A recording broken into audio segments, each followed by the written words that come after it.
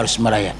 Service, kita melayani Tuhan melalui sesama kita. Yang keenam, kita melihat menjaga diri supaya tidak tercemar oleh dosa. Bagaimana supaya kita dalam hidup kudus? Yang keenam, menjaga diri supaya tidak tercemar oleh dosa. Mari kita baca Efesus 5 ayat yang kelima. Kita baca bersama-sama Efesus pasal 5 ayat yang kelima. 1, 2, 3. Karena ingatlah ini baik-baik, tidak ada orang sundal, orang cemar, atau orang serakah, artinya penyembah berhala, yang mendapat bagian di dalam kerajaan Kristus dan Allah. Maksudnya kita jangan tercemar dengan hal-hal seperti ini. Jaga diri kita, jaga hati kita, jaga pikiran kita, supaya hidup kita tidak tercemar oleh dunia. Tawaran dunia begitu menggiurkan. Dosa menguasai kita di mana-mana.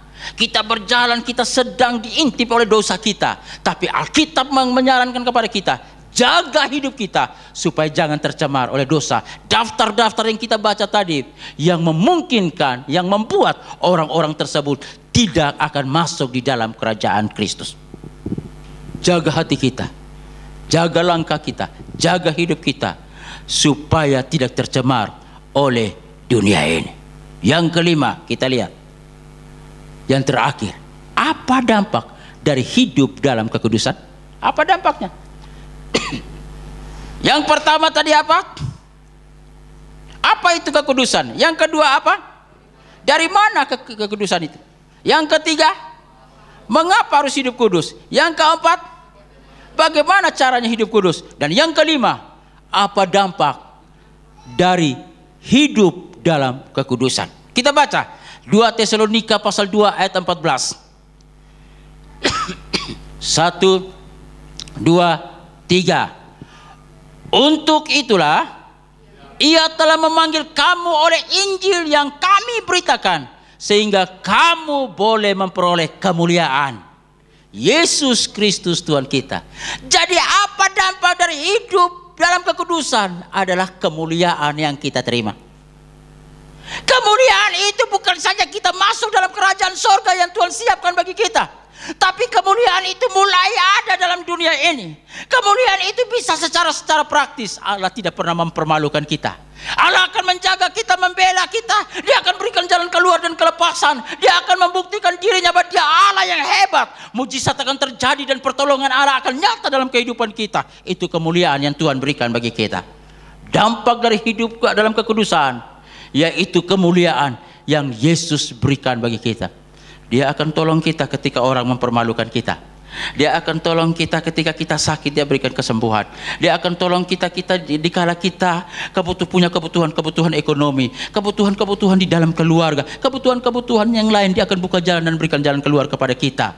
Dia akan tolong kita dan Dia buka jalan. Dia akan memberikan kekuatan kepada kita. Itu adalah kemuliaan yang Tuhan nyatakan kepada kita, dan Dia tidak pernah mempermalukan kita mulai dari dunia ini sampai ketika Dia datang kedua kali untuk menjemput kita masuk di dalam kerajaan kekal yang Dia siapkan bagi kita. Allah tidak pernah mempermalukan kita.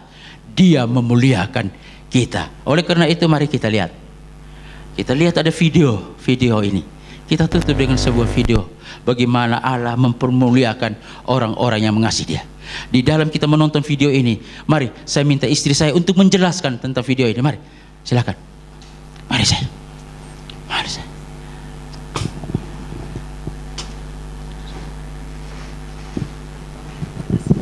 Video. Udah enggak Pak. Sini. Ayo saya.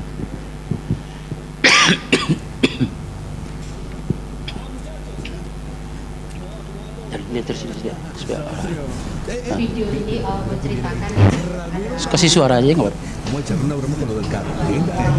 Menghadap orang yang Ramirito. Buenos días. El jefe dice que tienes que probar ese carro que está ahí. Ese. ¿Y sí? Sí. No, yo le dije al jefe que yo no sé manejar ese tipo de carros de cambios mecánicos. Tú no puedes perder el trabajo, hombre. Tienes 3 hermanitos que alimentar, ¿no? Sí, pero el jefe ya sabe que yo no sé manejar ese tipo de carros. ¿sabe qué? Le voy a decir que yo no puedo. No. El jefe está de mal humor y no quiere que lo molesten. Entonces hazlo tú. Porque yo no sé, la verdad. El jefe dijo que tenías que ser tú. Así que dile a tu Diosito que te ayude.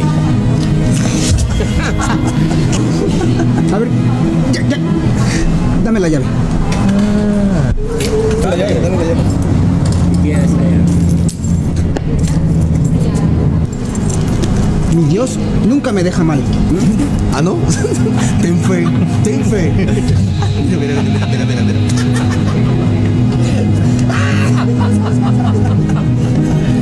¿Qué tiene?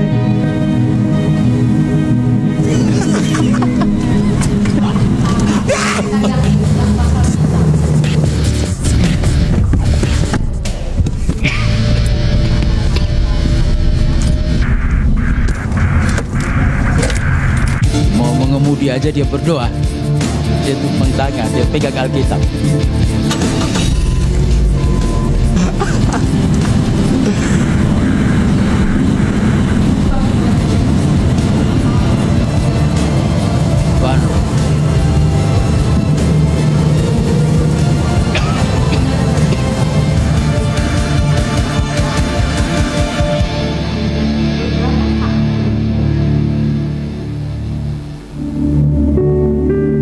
Dia kembali.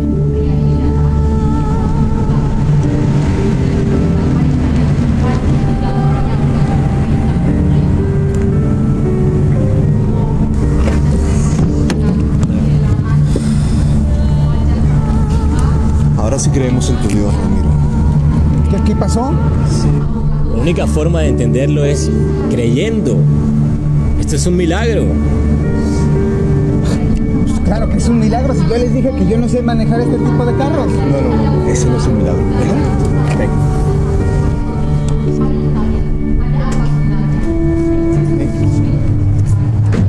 Este es el milagro.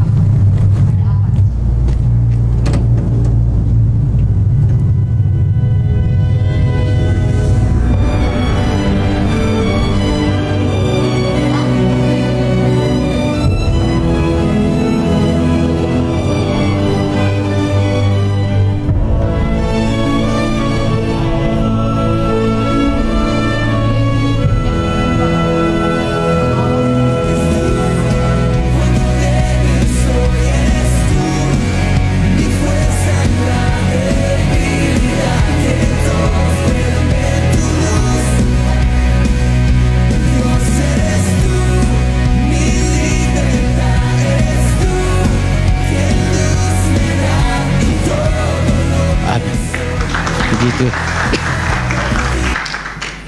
Yesus tidak pernah mempermalukan kita. Dia memuliakan kita. Mari kita berjalan bersama Dia. Tetap bersama Dia. Melalui pimpinan Roh Kudus. Kita berjalan bersama dengan Dia.